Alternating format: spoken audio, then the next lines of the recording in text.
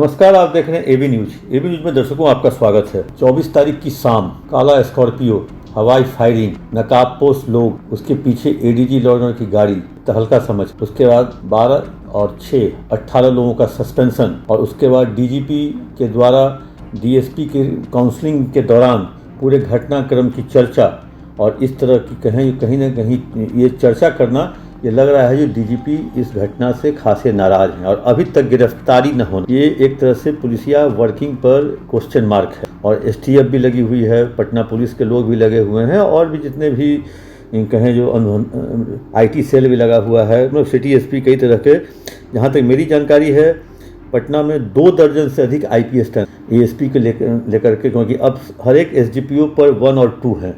वैसी स्थिति में सभी जगहों पर आईपीएस हैं, एएसपी की ट्रेनिंग हो रही है, चाहे दानापुर हो, चाहे पटना में हो, चाहे बाढ़ में हो, या सिटी में हो, या मसौढ़ी में हो, पालीगंज में हो, फुलवारी में हो, सब जगह एक एक एएसपी की तैनाती है। अगर जोड़ा जाए तो 2 दर्जन से अधिक आईपीएस है। उसके बावजूद भी इस तरह की घटना जो है अपने आप में पुलिसिया नेटवर्किंग पर, पुलिसिया कहें जो एक तरह से उस पर क्वेश्चन मार्क उठा रहा है। कल डीजीपी ने जिस तरह से डीएसपी के काउंसलिंग में बातें कही, वो बातें मैं आप तक पहुंचा चुका हूं। आज उन्होंने वीसी किया और वीसी वीडियो कॉन्फ्रेंसिंग के माध्यम से सभी जिलों के एसपी को उन्होंने जोड़ा, सभी रेंज जोन के डीआईजी आईजी को जोड़ा, मुख्यालय में भी उनके साथ कई सारे लोग, और आज उन्होंने बहुत प्यार से कहें समझाया है, प्यार से प्रहार किया। उन्होंने साफ तौर पे कहा जो पुलिसिंग जैसी चाहिए वैसी हो नहीं रही है। उनका सबसे पहला था जो अवैध तरीके से अर्जित संपत्ति को जब्त करने में क्या कार्रवाई हो रही है, ऐसे लोगों की सूची क्यों नहीं बनी अभी तक। वैसे मेरे पास जानकारी है जो 1500 लोगों की सूची बन चुकी है।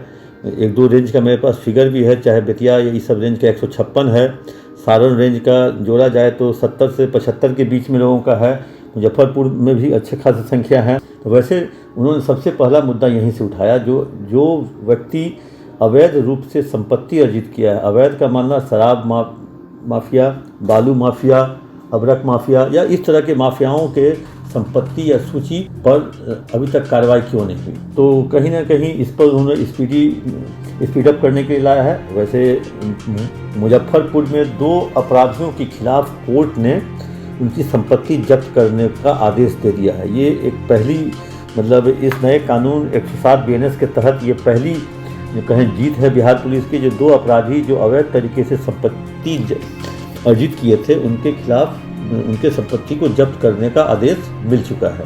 और आगे क्यों नहीं मिल रहा है, इसके लिए डीजीपी ने साफ तौर पर कहा। यहीं तक नहीं, तब उसके बाद वो मेन पुलिसिंग पे आते हैं। पटना की भी चर्चा होती है घटना की, पटना स्कॉर्पियो कांड। अब स्कॉर्पियो कांड तो ऐसा हो गया है जो अब लोग इसको उदाहरण को रूप पे देते हैं, जो पटना का स्कॉर्पियो कांड। लोग अब उस जगह को देखने जा रहे हैं, जो जब उस पुल पर वो फायरिंग जिस तरह से सोशल मीडिया पर वो वीडियो वायरल हुआ, वो अब उस जगह पे लोग देखने जा रहे हैं जो ये वही जगह है जहाँ से फायरिंग हुआ था, और वो उसके तरफ वो आगे भी निकल जाते हैं आर ब्लॉक की तरफ। उसके बाद डीजीपी यहीं नहीं रुके। एसपी लोगों को उन्होंने कहा जो आप लोग अपनी जिम्मेदारी से पीछे हट रहे हैं, क्योंकि उन्होंने कहा अगर जब तक आप दंड नहीं देंगे तब तक लोगों के मन में डर नहीं होगा, और आपके जो इंस्पेक्टर हैं वो आपको बरगलाते हैं। उन्होंने साफ तौर पे कहा, डीजीपी ने एसपी को निर्देश दिया, कहें आदेश दिया, अगर इंस्पेक्टर से दोस्ती कीजिएगा तो आपको खामियाजा भुगतना पड़ेगा, क्योंकि इंस्पेक्टर एक थाने का इंचार्ज होता है, न कि जिले का। अगर जिला चलाने लगे, इंस्पेक्टर के कहने पे अगर आप काम करने लगे, अगर उससे दोस्ती निभाने लगे, तब आपको भुगतना पड़ सकता है, क्योंकि इंस्पेक्टर का निजी स्वार्थ होता है और इंस्पेक्टर निजी स्वार्थ में काम करते हैं। उन्होंने साफ तौर पे ये इस तरह से कहे जो हरका दिया। उन्होंने कहा जो डीएसपी के काम काज पर भी पैनी नज़र रखने की सलाह दी। उन्होंने कहा जो डीएसपी 1 महीने में कितने केस निकालते हैं, सुपरवाइज करते हैं, सर्किल इंस्पेक्टर क्या करते हैं, थाने का इंस्पेक्टर क्या कर रहा है, इन सब चीज़ों को लेकर के उन्होंने एसपी को हड़काया। रेंज और जोन के भी लोगों को कहा, और उन्होंने रेंज और जोन के डीआईजी और आईजी को जिम्मेदारी दी जो डिस्ट्रिक्ट कोर्ट से लाइजनिंग करके जो मामले हैं, जो बीएनएस 107 के तहत जो मामले वहाँ तक पहुँचे हैं, उसके लिए लाइजनिंग करें, उसके लिए काउंसलिंग करें, उसके लिए बातचीत करें। ये जिम्मेदारी जोन और रेंज के डीआईजी आईजी को उन्होंने दी।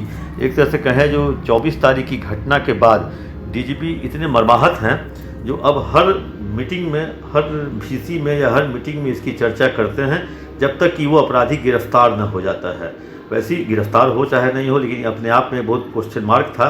उन्होंने साफ तौर पे पुलिसिया नेटवर्किंग, फिर वायरलेस की भी चर्चा उन्होंने की। जो वायरलेस पर जब थानेदार की आवाज़ छोड़िए, एसपी की आवाज़ जब लोग नहीं पहचान पा रहे हैं, जो आपका जो वायरलेस कंट्रोल रूम है, तो ये इससे बड़ी घटना, कुछ दुखद घटना नहीं हो सकती है। तो इसलिए उन्होंने साफ तौर पे सभी एसपी को वीसी के माध्यम से पिछले 2 दिनों से डीजीपी उस चीज़ों को दुरुस्त करने में लगे हुए हैं।